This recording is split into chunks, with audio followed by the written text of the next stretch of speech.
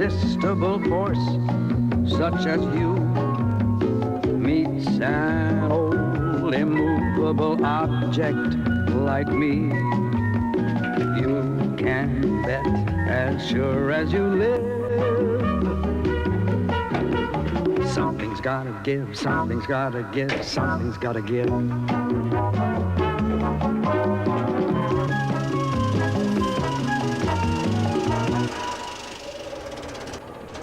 If you're having a hard time placing this Marilyn Monroe film, that's because it was never made. I'm Henry Shipper for Fox Entertainment News, and this was our idea of how Monroe's last unfinished film, a bedroom comedy called Something's Got to Give, might have opened had it ever reached the screen.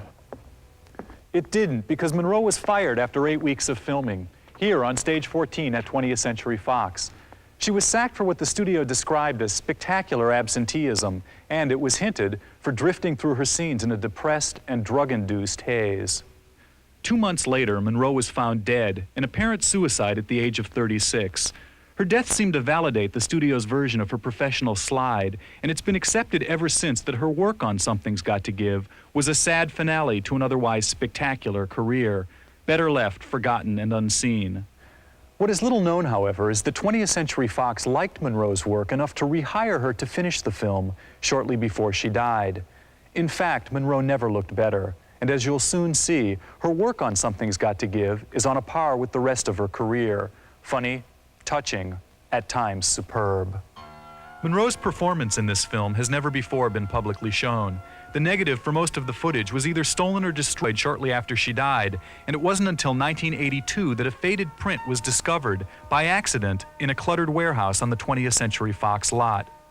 These 8 boxes contain nearly 6 hours of unedited scenes from Something's Got to Give. The color has deteriorated on much of the print, but Marilyn's performance has not, and it's easy to see why Fox rehired her to finish the film. The fact that she never did makes these raw fragments that much more fascinating and valuable. The footage you're about to see paints a portrait of Monroe during the final months of her life, struggling with depression and fear, but also working hard as an actress and lighting up the screen like only she could. To the very end, Marilyn Monroe had a beauty and a sexual glow that no other actress could touch, and that came across in all her films, even the one that never got made.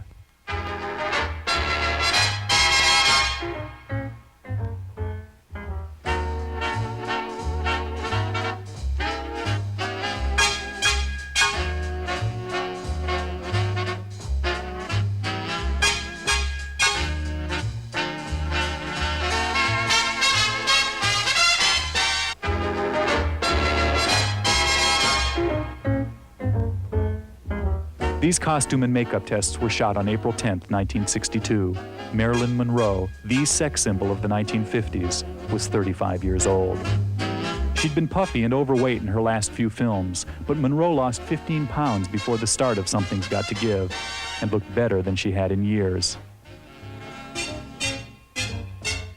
That she was like a goddess. She was so, her skin was white, it was perfect, it wasn't, you know, and she looked just absolutely beautiful.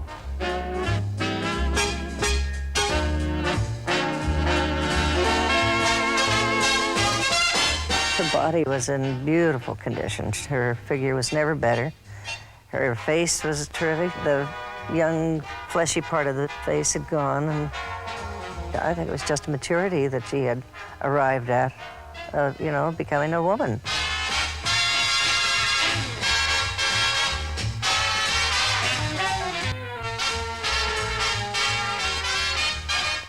Great, great. And she was very happy.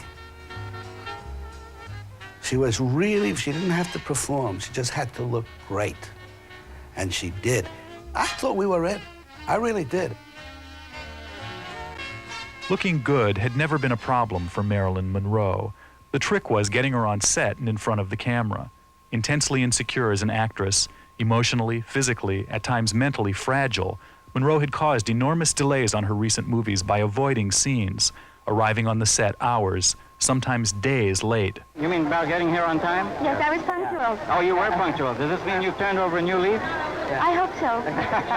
You're going to be prompt from now on? Yes. Monroe herself told friends she was psychologically incapable of getting anywhere on time, And punctuality, it soon became obvious, was still a problem, along with more serious maladies. The morning after these exquisite tests were taken, producer Henry Weinstein found Monroe in her newly purchased Brentwood home, in a barbiturate coma.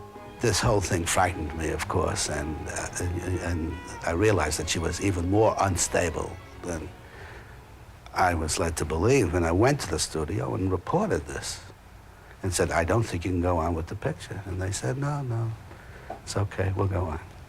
If Monroe seemed on the verge of a breakdown, so did 20th Century Fox. The once proud studio was teetering toward bankruptcy, reeling from losses produced by this film.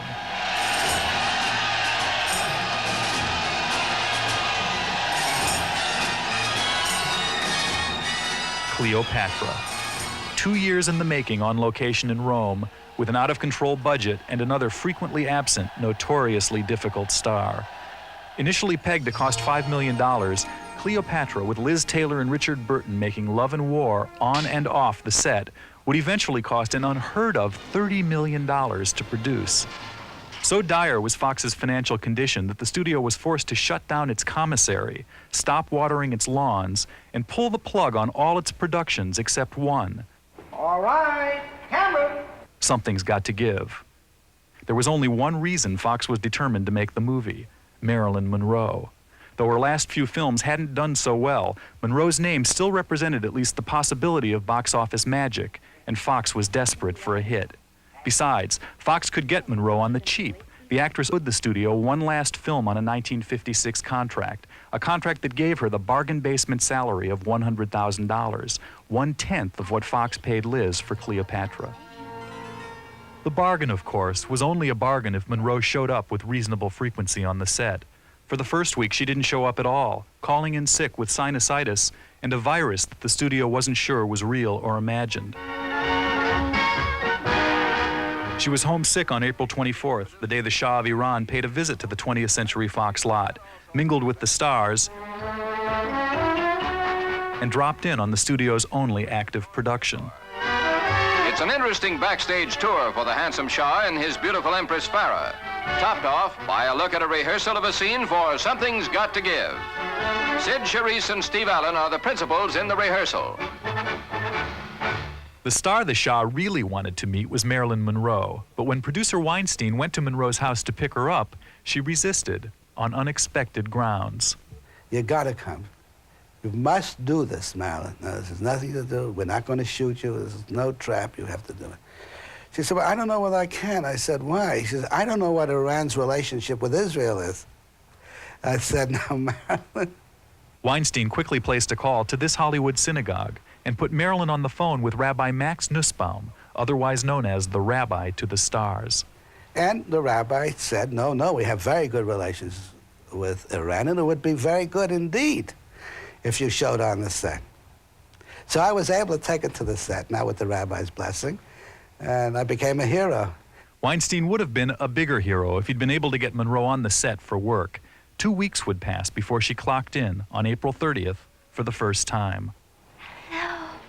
Despite a fever of 101 and a sore throat that kept her from reading many lines, Monroe was well prepared and ready to work. She spent the day emoting silently, doing take after take of this scene, in which she plays a mother for the first and only time since becoming a star.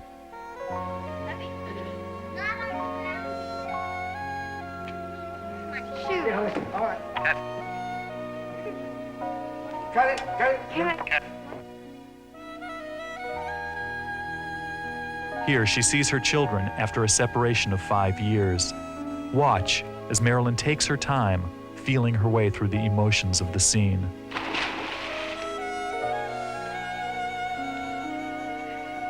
I knew you were going to do that. Horatio, go.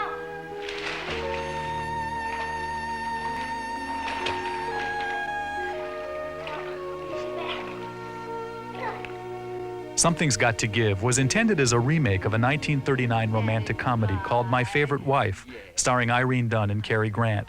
The character played by Dunne and Monroe has been lost on a tropical island for 5 years. Marilyn returns home on the day her husband, played by Dean Martin, remarries. Sid Charisse is his new bride. Monroe liked the story, but what really drew her to the project was the chance to finally have kids, on screen at least, to explore the maternal feelings that had been thwarted by a history of miscarriages and abortions. Monroe's own childhood had been excruciating. Abandoned by her father, her mother confined in a mental institution, Monroe grew up in foster homes, 12 of them by the time she was 14. She played these scenes from Something's Got to Give with a vulnerability and a tenderness that seemed to draw from her own orphan-like past. You don't remember me, do you? No. I do. Don't pay any attention to her. She's crazy. Are you going to stay long? I don't know yet. Would you like me to? I don't know where you would sleep. I don't know either yet, but if we could work that out, would you like me to stay? I wouldn't mind. She was very happy about working with the children, yes. They were nice little youngsters, too. If one of her babies had lived, it would have been about the age of the youngest. And that, I think, emotionally was very tender to her. Here I go. Timmy! She identified very heavily with the orphans of the world. She wanted to take care of children, you know, to get rid of the way she was taken care of and to take care of children the way she would want to have been taken care of. Oh, I think absolutely. Absolutely. Timmy, let me go. Oh, Timmy, you know, far away in the South Sea Islands, when a man hurts himself and he doesn't want people to see, you know what he does? What? He has somebody else cry for him. How does that help? You'd be surprised. Can I cry for you? That's silly. I'm glad. I'm okay now. Okay. Well, I guess now, being 38 years old, and looking back, I think she would have made a very good mother. Christopher Robert Morley was 7 years old in 1962. He's now a stockbroker on Wall Street. I'm just sorry in retrospect that I pulled away when she wanted to console me. But I do remember when she knelt down to help me out of the pool that she was very, very tender and very consoling. And in the fantasy world of being on the movie set and shooting the movie, it was very, very nice to have Marilyn as my mother. Ow! Ow! You're baby.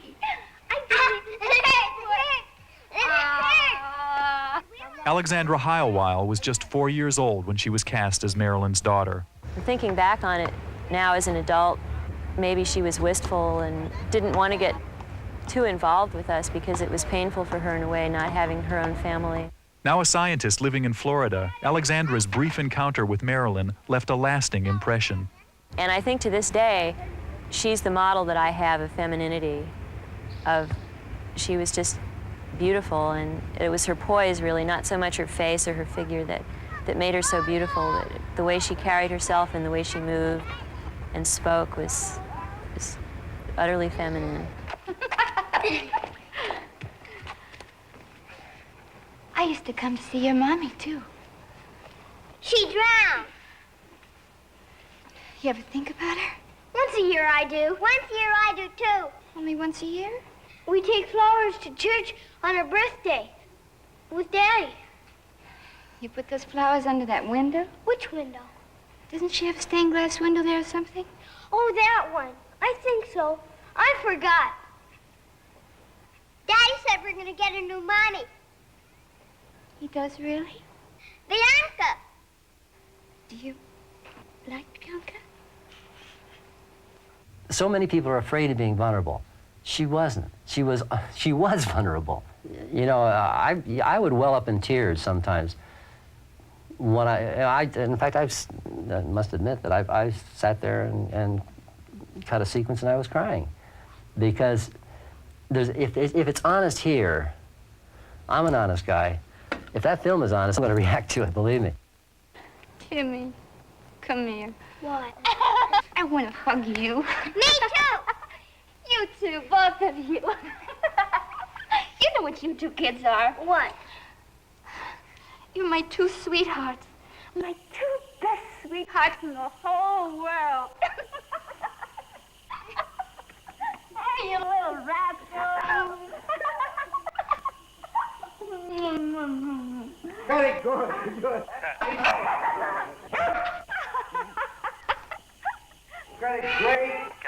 Great. That's a first print. Good. The encouraging voice you hear in the background belongs to George Cukor, one of just 12 directors that Marilyn Monroe told 20th Century Fox she would work with when she signed her contract with the studio in 1955.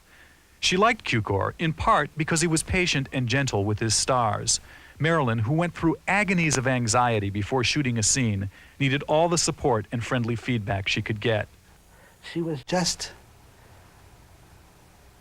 fearful of the camera. So fearful, in fact, that Monroe would throw up on the morning she was scheduled to shoot and linger in her dressing room as long as possible, avoiding a scene. The lipstick would come on and the lipstick would go on. I'd get her at 6 o'clock and she wouldn't be able to get to the set before 11. After each day's work, Monroe sought reassurance from editor David Bretherton, the first man to sift through the dailies and see how she looked on the screen. So she'd have me look right in her eyes and say, "Was I all right?" And I said, "God, you were marvelous." You wouldn't just say that. And I said, "No, you know me well enough to know that I wouldn't just say that." I said, "No, it was absolutely beautiful." And I really meant it. Cukor, well aware of Monroe's fragile confidence, was extremely supportive. Nice, that was lovely. Good. When he could get her on the set. On May 1st, Monroe arrived at 7 a.m., only to leave at 7:30. Another morning, she nearly fainted under a hairdryer and had to go home. She had sinusitis. She had a virus. She lost her voice. She was suffering from exhaustion. Insomnia had become a nightly ordeal. Cukor did the best he could to keep the production rolling. And then before you say your first line. He shot around Monroe's scenes, keeping Dean Martin, Sid Charisse, and the rest of the cast busy. Martin was called upon to do his end of Marilyn's famous nude swimming pool scene by himself, throwing a robe down to an empty pool as a flat-voiced stand-in read Monroe's lines. "When you're all finished, come on in. It's very refreshing." By May 10th, she had missed 16 of the first 17 shooting days. A studio doctor confirmed her virus and ordered her to stay in bed, but studio nerves were beginning to fray. Cukor had shot everything he could without Monroe and was forced to shut down the set. That was a daily worry of everybody. You come on the set, sort of joke in the morning with your coffee and donuts. I would ask, is she here? Even before we started, the big question was whether Marilyn Monroe would show, whether she was really up to and willing and wanting to participate in making a movie. The amount of time that was spent on trying to get her on the set was something that was almost unbelievable. I mean, the patience that the crew and especially the director, and I'm sure the head office had, were extreme, and they went through hell trying to get it on film. And I would call 3 doctors every day. One was her nose man and eye man because she had sinusitis, and she was afraid of all of that, and I told you. And then she had an internist, and then, of course, her analyst. I mean, she had enormous problems that came with the territory. And the studio was naive to think that this wouldn't happen. I mean, if the picture was budgeted for an 8-week shoot, they should have budgeted for a 16-week shoot.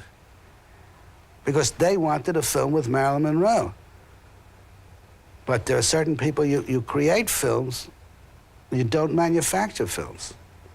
I mean, you're not putting Elvis Presley in front of the camera and shooting it in 6 weeks. You have a very, very different persona. And I think that was the miscalculation, and I think it became aggravated because of what was happening with Cleopatra. I'm convinced of it. Jeff, come on.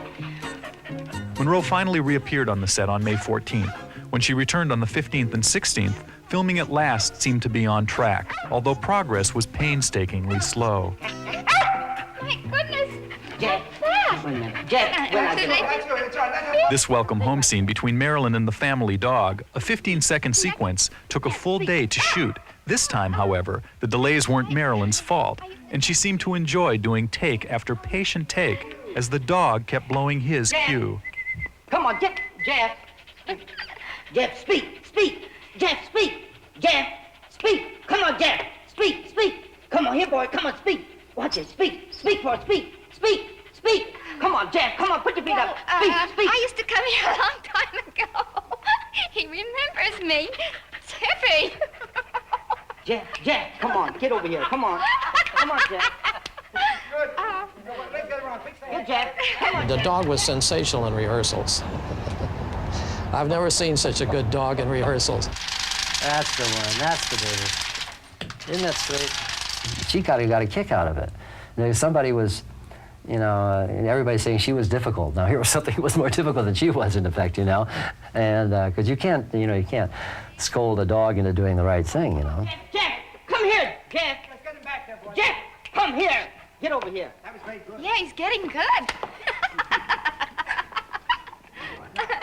Just as things began to stabilize on the Something's Got to Give set, a new crisis loomed. On Thursday, May 17th, 4 days after Monroe had returned to work, a helicopter carrying Peter Lawford landed on the Fox lot and whisked Marilyn away just before the noon break. That afternoon, she flew to New York to perform at a lavish birthday party in Madison Square Garden for President John F. Kennedy. Monroe had been asked to sing Happy Birthday to the President. Mr. President, the late Marilyn Monroe.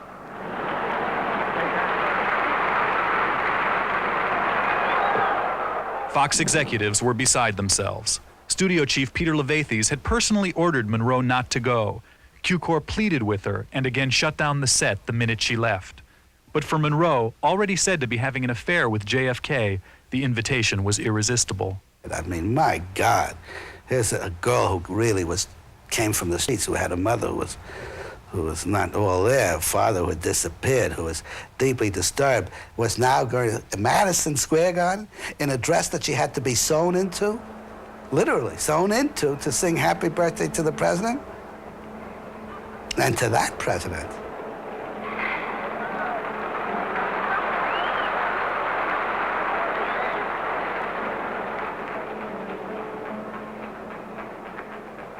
Happy birthday to you.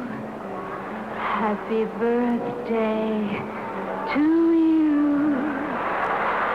Happy birthday, Mr. President. Happy birthday to you. Everybody, happy birthday! Q-Corps was angry. The studio was angry.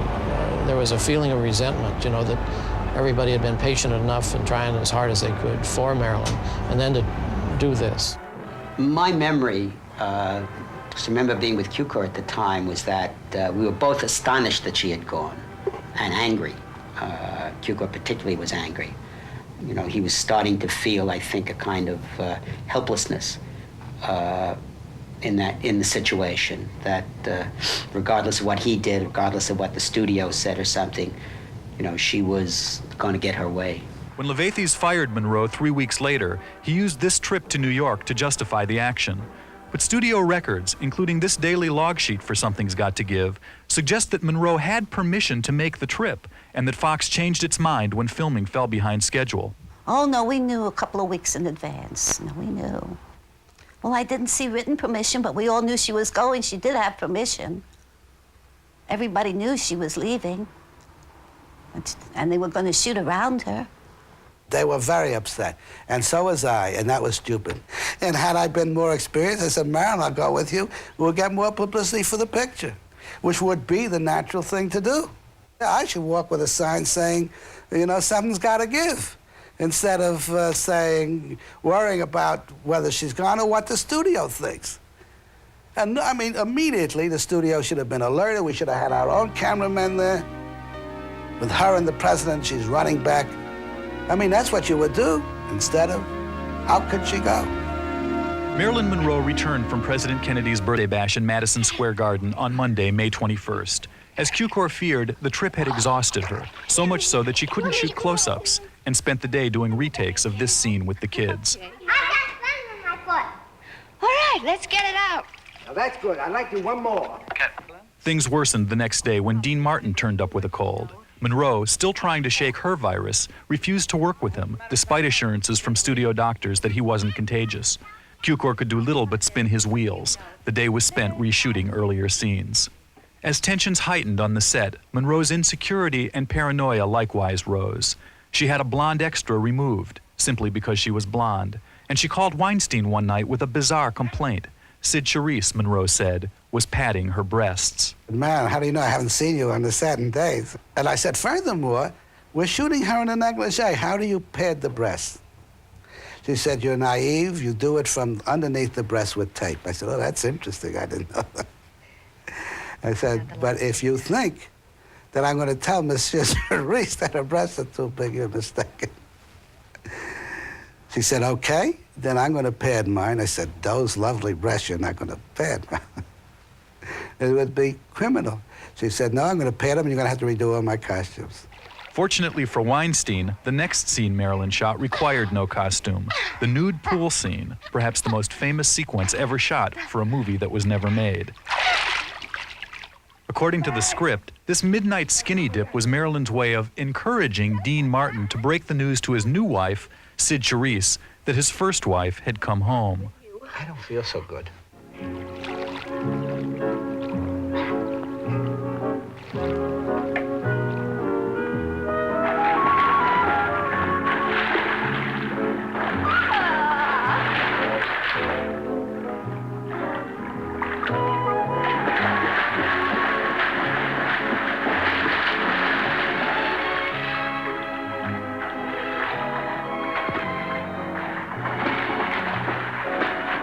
Get out of there.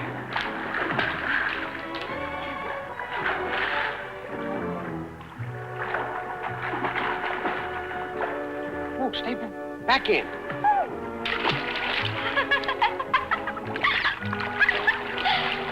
Come on in. The water's so refreshing. You know, after you've done you know what?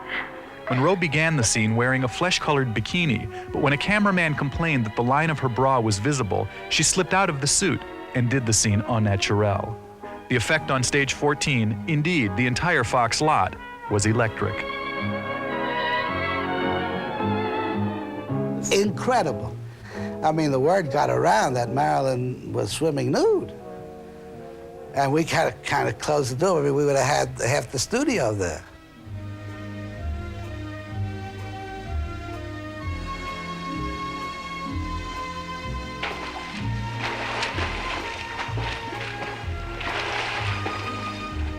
That was a highlight of the film that wasn't made. Marilyn would be love to do that, and I think it showed. If I remember the rushes at the time, there was no pressure. I mean, that's something she could do: take her clothes off, go in a pool, and come out. There isn't all of that mental strain of playing a scene with someone. I had the robe, and when she finally came up, like, put her arm out of the pool and put her arm over her boob to hide it. And she made me get right by the camera all the time like he is right now, and if I could see anything I shouldn't see, say so, and she wouldn't let him print the scene. Monroe knew that her skinny dip, the first true nude scene by a major star, was likely to cause a media sensation, which is apparently just what she had in mind.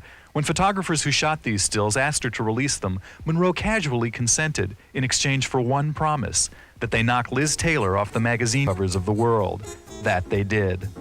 Within weeks, the photos appeared in 32 countries, a kind of last hurrah for Hollywood's greatest cover girl.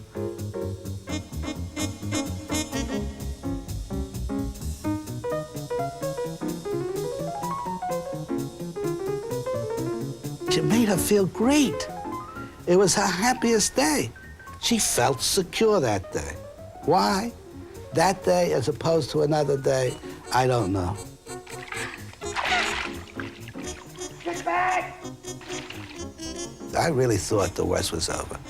Briefly, it seemed like it was. Although her 4 hours in the pool had aggravated her virus, Marilyn continued to work and work well. On the 26th of May, she shot this scene, a Garbo-like turn in which she pretends to be Martin's Swedish maid. I see. Tick. A Swedish name. Mrs. Duncan, give me position to take care of children. Nice to meet you, Mrs. Tick. Nicholas, shall we go in now? Would you mind taking these in for me, please? Oh, I'll take. Yes, no trouble. We have been waiting for you to come home. Honeymoon is over, yeah? It's just begun. A few days later, Monroe and Martin worked together again, their first solo scene since filming began. And a man's wife spends 5 years on an island with a strange man. Would you like it better if I knew him? And it slips her mind? Well, I was going to tell you, but I know how upset you get about little things. Little things? Monroe had tangled bitterly with previous co-stars like Tony Curtis and Laurence Olivier, and she handpicked Dean Martin as her leading man, in large part because they were friends, and she knew she could count on him as an ally. True to his easygoing double martini image, Martin seemed utterly unfazed by Monroe's absences and delays. All right. Camera. Dean was wonderful. Dean loved her. He was just very patient and understanding. And when he was waiting, he'd be in the back swinging his golf balls. Had a club with him, and he'd go behind the set and just swing it away. put some shots. Dean Martin never said a word. He sat in his dressing room, and I mean, he knew I was young and worried and inexperienced. He would come and comfort me instead of me come and comfort him. Weinstein once again was in need of comfort. On the 27th of May, Marilyn phoned in sick, and again on the 28th. She reported to the set on June 1st, her 36th birthday, but the mood was grim. Cukor, desperate to make some headway, was furious over plans to throw a birthday party on the set and refused to let Marilyn go until the end of the day. Ironically, the tense afternoon produced one of the film's funnier scenes, a vintage Monroe tease in which she tries to pass Wally Cox off as the man with whom she spent 5 years on a deserted island. Thank you. I really don't have very much time. I'm making a report to the Geographic Society on the flora and fauna we found on the island. This, as it turned out, would be the last scene of Marilyn Monroe's career. Ask anything. Go ahead, ask. Oh, well, let me see. What kind of an island was it? I'd say it was an ordinary island, wouldn't you say? Like the rest. Small island? Not small. Not large. Medium. Water? Oh, yes, water all around. That's one of the nicest things about Adam. He doesn't talk your ear off.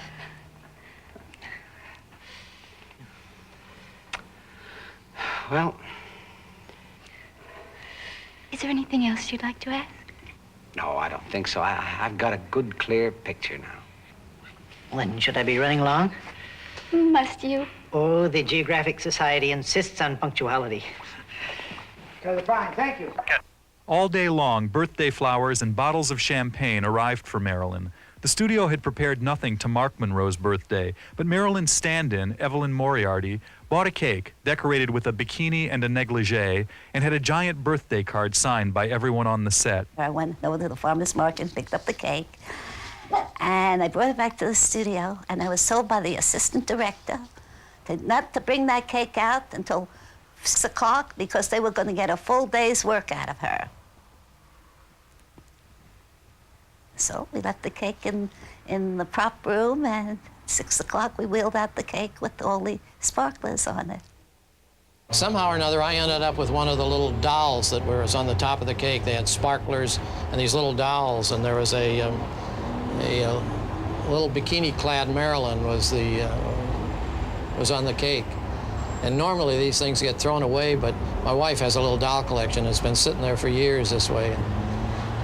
The rather revealing wardrobe, I must say. Cukor joined the other cast and crew members in a ragged version of Happy Birthday, but it was not a warm serenade. There was a pall over it. We had gone through so much. It was a pretend celebration. And she felt that, it was a very sad birthday, that because of all the troubles with the picture that were happening and all that. And she always looks at that photograph where I guess it's on the set, and she says, I may be smiling, but my eyes are dead, because she wasn't smiling on the inside. It wasn't working. They would probably thrown it at her if they would have been honest. Wearing a mink beret borrowed from the Fox costume department, Monroe left the Strain gathering with Wally Cox. Over objections from the studio, she went to an Angel game to throw out the opening ball at a muscular dystrophy benefit. It would be her last public appearance before she died. On June 4th, the Monday after her 36th birthday, Marilyn Monroe once again failed to show up on the Something's Got to Give set. A new and final round of absences had begun. Monroe called in sick again on Tuesday, and on Wednesday, and on Thursday. According to studio doctor Lee Siegel, her sinuses had flared and her temperature was 102. There was no telling when she would be able to return to work. I didn't believe him for a minute. I don't think Cukor did. I don't think anybody in the crew did. She wasn't out partying. She wasn't out doing anything. She was just being miserable. Yes, this is a sick woman, and also feeling this is also a movie star. This is a movie star who is getting her way. What she is doing, she's doing because she's a movie star, and doesn't give a damn about anybody else, and is being destructive and self-destructive. A crisis point in the filming of Something's Got to Give had been reached. The production was now 16 days behind schedule and $1 million over budget. Not a huge deficit, but a traumatic one given the spectacular drain of Cleopatra, still filming in Europe and still Fox's only other big movie. Studio chief Peter Levathes, in Rome trying to stem the hemorrhage of Cleopatra, was furious when told of Monroe's latest absences. "We've let the inmates run the asylum," he railed, "and they've practically destroyed it." Levathes ordered his staff to line up a possible replacement for Monroe. The panicky studio began calling every actress in town, according to one report. Rumors were flying that Monroe was about to get the axe. But what exactly was the matter with Marilyn Monroe? What happened that weekend, I don't know.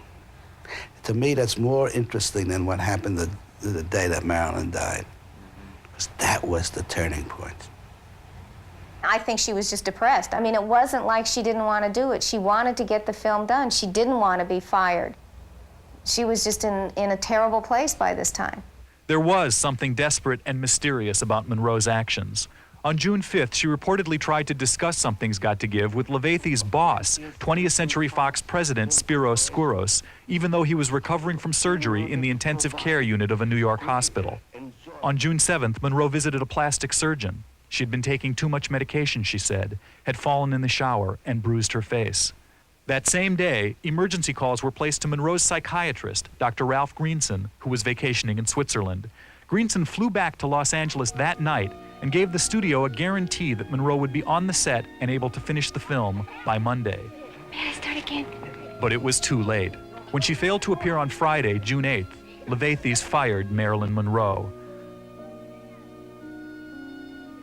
Punctuating the action with an exclamation point, he ordered his lawyers to file a $500,000 breach of contract suit against the actress that same day. "We can't afford to have her and Cleopatra too," a studio official explained. Monroe was stunned. She was terribly upset. But she couldn't believe that the studio had fired her. That was very difficult to accept. I mean, it was like she was gold-bricking, and that she was doing this as a willful child. And I think she felt really degraded by it. Even with your own children, there comes a time when you have to make decisions, that something can't continue. Something's got to happen. Something's got to give is what it was. Something's got to give, and the studio said, "I've taken all I can," and I think they justifiably did. The day Monroe was fired, producer Weinstein lashed out at her in the press for, quote, "completely flouting professional discipline and putting 104 people out of work." He has since revised that view. The real reason Marilyn was fired was that you had Cleopatra way behind schedule and costing millions. The studio sold the backlot to help finance it. You now have this small little picture on about a half a dozen sets and 20 people maybe, and that's behind. And it looks like Skouros and his appointed head Levathes are losing control over their talent. I mean, this is only, we look at Marilyn Monroe, but I've tried to point out this is a small pawn in the whole studio thing. It's an interesting pawn. It's very sad, it's tragic, it's funny, but it's a pawn to the whole, really, what happens. And that's the real Hollywood story. But the soap opera surrounding Something's Got to Give was far from over. On June 9th, Fox announced that it had replaced Monroe with Lee Remick, who came to the Fox lot for costume tests the next day. Remick defended the studio for dropping Monroe. "I feel she should have been replaced," she told reporters. "The movie business is crumbling down around our ears because of that kind of behavior." In its haste to act decisively, however, Fox overlooked an important detail. Dean Martin's contract gave him right of approval over his co-star, and Martin immediately rejected Lee Remick. Dean said, he sat right here in the dressing room, in the front of the dressing room up there when we found out she was gone. And somebody from the studio came over there and said, well, we're going to go ahead and do it with Lee Remick. What? He said, no, we're not going to do it with Lee Remick. And that was it. And that's when I heard him say that about Marilyn and walked off. She felt really proud that he would stand by her, and that really pleased her. And I remember, I think she came and you know, showed me the headline, "No Monroe, no Martin," or something like that it was, and she was really tickled by that. 20th Century Fox soon came to regret firing Marilyn Monroe. With Dean Martin rejecting Lee Remick as a replacement, the studio had, in effect, unwittingly killed its own production and tossed $2 million down the drain. Hard as it must have been to swallow, there was only one way to salvage Something's Got to Give. Just weeks after dropping her from the picture, suing her for breach of contract, and denouncing her in the press, Fox quietly rehired Marilyn Monroe. The studio agreed to pay her more than twice her original salary to finish the film. We were with her Thursday before the Saturday that she passed away, and she was as happy as we've ever seen her. Anticipation of going to work, healthy, good shape physically at that point. I heard that we were going to do the picture. Okay, and we're going to go back to the picture. I called the Wednesday before she died, and I talked to her. Oh, the conversation was we were going to go back. We're going to go back and work. She was real up. Monroe, of course, never did return to work. On August 4th, just a month before filming of Something's Got to Give was to resume, she made headlines for the last time. Monroe's death made it obvious that her struggles during Something's Got to Give were all too real, and her firing, in retrospect, seems harsh and unfair. Without a doubt, she was a problematic star, struggling with sickness and at times crippling fears, an actress whose appeal came from the same mix of beauty and pain that made it so hard for her to work and ultimately to live. But Monroe was also a scapegoat for Hollywood's dying studio system, a system accustomed to assembly line creativity and absolute control over its talent. Monroe was not an assembly line star, and her struggles were something the studio bosses could neither tolerate nor understand. Monroe herself wrote what may well be the best epitaph to both her life and her work on Something's Got to Give, an odd, poignant telegram sent to Robert Kennedy just days after she was fired, turning down an invitation to visit the Kennedy clan. Unfortunately, I'm involved in a freedom ride protesting the loss of minority rights for the few remaining earthbound stars. All we demanded, Marilyn wrote, was our right to twinkle.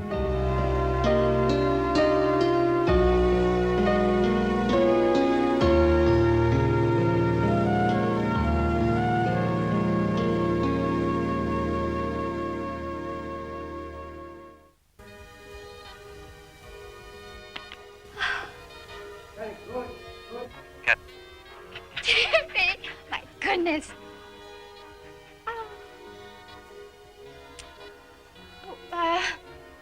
Well, he's out of... Jeff, come here. No.